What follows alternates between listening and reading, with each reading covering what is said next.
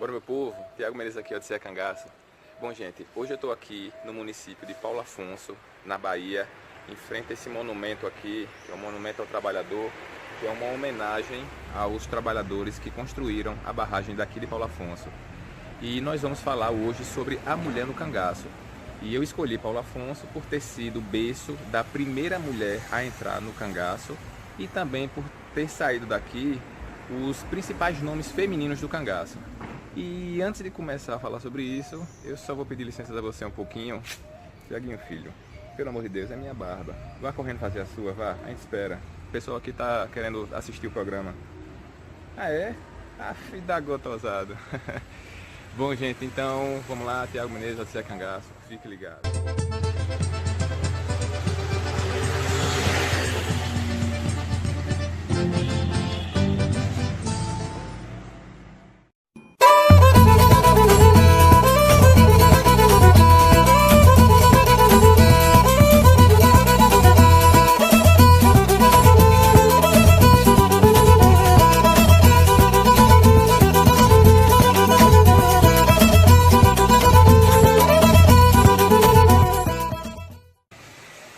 Bom, gente, até o final da década de 20, o cangaço era uma atividade exclusiva masculina. Não há nenhum registro de mulher no bando de cangaceiros até o final da década de 20. Não era permitido. Os homens se relacionavam com mulheres, claro, mas fora do bando. A atuação como cangaceiro não havia mulheres.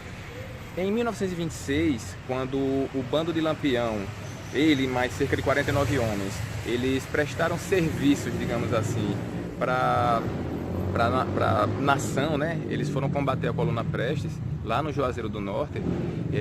Ele percebeu que a Coluna Prestes, os homens que participavam dessa coluna, dessa frente de combate, eles tinham mulheres. Essas mulheres, elas carregavam as coisas também, ajudavam. Não eram simplesmente um corpo morto lá. Elas tinham a função de carregar as coisas, ajeitar os homens, satisfazer os homens. Então ele percebeu isso e em 1929, quando ele veio para cá, para a região, ele conheceu Maria e Maria foi a primeira mulher a entrar no bando. Essa história a gente conta numa outra oportunidade. Então Maria foi a primeira mulher a entrar no bando, só que em 1930, porque em dezembro de 1929, na chacina lá em Queimadas, aqui na Bahia, foi em 22 de dezembro de 29, não há registro de mulher no bando. Na década de 30, a imprensa já começa a relatar que havia sim uma mulher participando do bando de Lampião. E começam registros daí a partir de 1930. A história entre Maria e Lampião a gente conta numa outra oportunidade e é muito interessante, você vai curtir demais.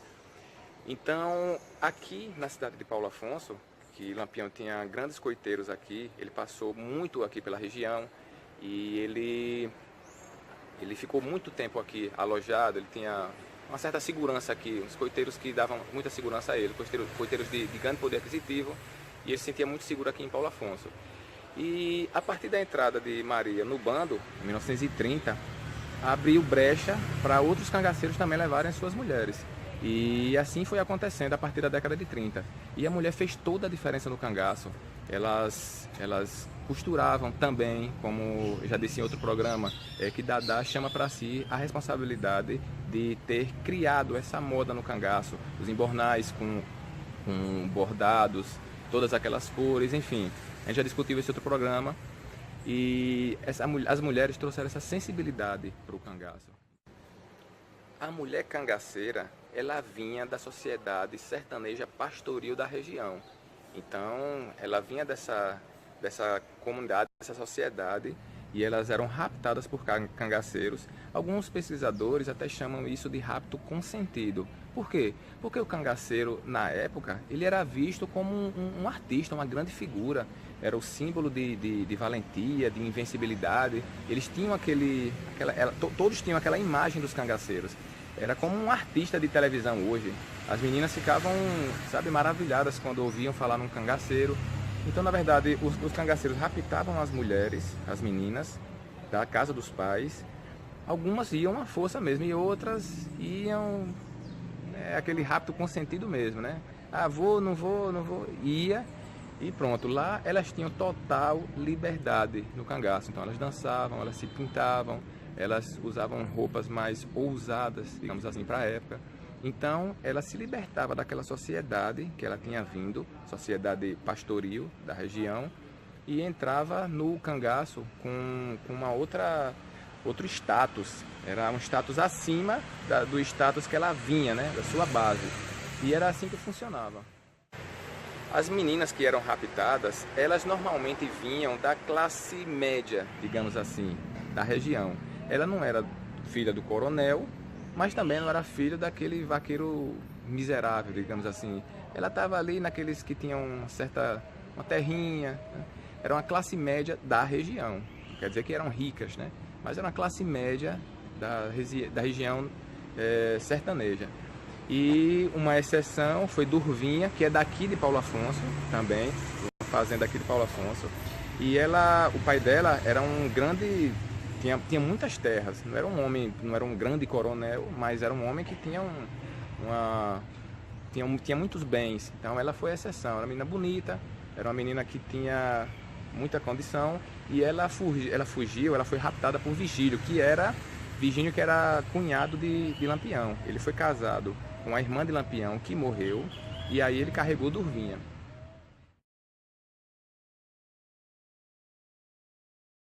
Durvinha, depois que Vigílio morreu, ela casou-se com um Moreno, que era cabra de Vigílio. Por que aconteceu isso? As mulheres, elas eram cúmplices de todas as atuações dos cangaceiros. Então elas sabiam de muitos segredos, sabiam de coitos, sabiam de coiteiros, sabiam todas as atividades dos cangaceiros. Então se uma mulher perdia o seu marido, ela não podia voltar para casa. Primeiro que a família já havia sido hostilizada pela polícia por saber que eles eram pais de cangaceira. Então elas não podiam voltar para casa, tinha esse problema, e também pela questão que se voltasse, a polícia podia voltar lá, dar um aperto nelas e saber todos os segredos dos cangaceiros. Então, ou ela se casava com outro cangaceiro do bando, ou ela podia até ser morta. Era assim que funcionava. Então daqui de Paulo Afonso saíram grandes nomes femininos do cangaço, como os mais conhecidos deles, que foi Maria Bonita, né? A Maria do Capitão, e a Dadá, a mulher do Curisco. Esses talvez sejam os dois mais conhecidos nomes femininos do cangaço. Mas outras cangaceiras bem conhecidas saíram daqui, como a Durvinha, que eu acabei de falar, que é daqui de Paulo Afonso. Outro nome bastante conhecido, que é filha daqui de Paulo Afonso, é a Lídia, a mulher do cangaceiro Zé Baiano. Ela é filha daqui também de Paulo Afonso. Então, talvez esses sejam os maiores nomes femininos do cangaço. Todas filhas daqui de Paulo Afonso. Claro que saíram outros inúmeros casais daqui de Paulo Afonso, outros grandes cangaceiros saíram daqui da região. E claro que o Odisseia Cangaço tinha que vir aqui para contar essa história para vocês, né? Outra coisa super interessante sobre a função da mulher no cangaço é que, ao contrário da mulher sertaneja, de onde ela vinha, que vivia para cuidar do marido, dos filhos e da casa, cozinhar, enfim, no cangaço não era bem assim não. No cangaço a mulher não cozinhava, quem cozinhava eram os homens por conta de uma tradição. Os homens, como não tinham mulher no cangaço, então eles cozinhavam, eles que faziam suas coisas. Então ficou essa tradição. Elas costuravam, se quisesse também, nem todas costuravam, elas serviam apenas aos seus maridos. Elas tinham a função de exibir a riqueza dos maridos, porque elas eram todas enfeitadas. Havia uma certa disputa entre elas para ver quem era a mais enfeitada, a mais cheia de joias, a mais bonita. Havia essa disputa. Claro que era uma disputa bem natural, né? bem sadia, digamos assim. Mas havia sim. Então, uma mulher mais enfeitada era sinônimo de um cangaceiro bem-sucedido. Era assim que funcionava. Então, a função delas era simplesmente essa. E elas não atiravam, elas não participavam do combate. Ao contrário do que o cinema mostra, as mulheres não combatiam. Elas tinham uma Mauser, um Parabellum, uma arma de pequeno porte, e era de defesa pessoal que elas guardavam, e servia apenas justamente para isso, para uma eventualidade, um combate que tivesse que realmente acontecer, um confronto, elas atiravam, mas principalmente que quando havia um combate, ficava 2 ou 3 cangaceiros que se afastavam do bando e ele juntava as mulheres atrás de uma pedra, atrás de uma árvore, um lugar mais seguro, e eles protegiam elas. Então, no combate, ficava pelo menos 2 ou 3 cangaceiros a menos porque estavam cuidando das mulheres. E eventualmente acontecia de uma fuga, então elas se dispersavam, se perdiam na caatinga, e para localizá-las, depois que a poeira baixava, elas simplesmente atiravam para cima, e aquele som, aquele estalo de arma de pequeno porte, os cangaceiros já sabiam, e aí servia para localizar elas dentro da caatinga. Então era mais como um aviso: ó, estou aqui, venha me buscar. Então era para isso que servia. O cinema coloca Maria cortando orelha de coiteira, a mulher combatendo. Não era assim que funcionava. No cangaço a mulher não combatia, e fique bem claro isso. Antes da entrada da mulher no cangaço, a higiene era péssima dos homens. Eles ficavam até 2 meses sem tomar banho. Então, a partir da década de 30, quando a mulher ingressa no cangaço, os coitos eles ficam normalmente próximos a rios, próximos a lagos. Pegar os últimos coitos de Lampião, os que ele ficava mais tempo, eram todos perto de alguma fonte de água. Então a higiene no bando melhorou bastante após a entrada da mulher no bando. Então a mulher teve também essa importância. Então isso inclusive favorecia até o parto. A mulher gestante, ela continuava no bando, ela não se afastava, claro, não tinha para onde ir. E uma coisa interessante que entra, uma curiosidade do cangaço, é que quando as mulheres davam à luz, os filhos eles ficavam pouquíssimos dias no cangaço, porque o choro da criança era muito alto na caatinga, ecoava, então podia denunciar o local exato dos cangaceiros. Então o filho que nascia, os filhos, eles eram doados a um coiteiro que não era aquele vaqueiro miserável, não. Eles participavam eram coiteiros que ficavam numa posição privilegiada social dentro daquela comunidade. Então, por exemplo, Dadá teve o filho dela, um dos filhos dela foi doado para um padre, e que claro, né, o clero participava de uma posição social bem acima daqueles vaqueiros, ou para coronéis. Normalmente é assim que funcionava. Então o cangaço tinha esse cuidado, não tinha aquela questão social de vou dar para o meu filho para um miserável criar. Não era assim. Não, dava os filhos para pessoas que tinham realmente condições de criá-los.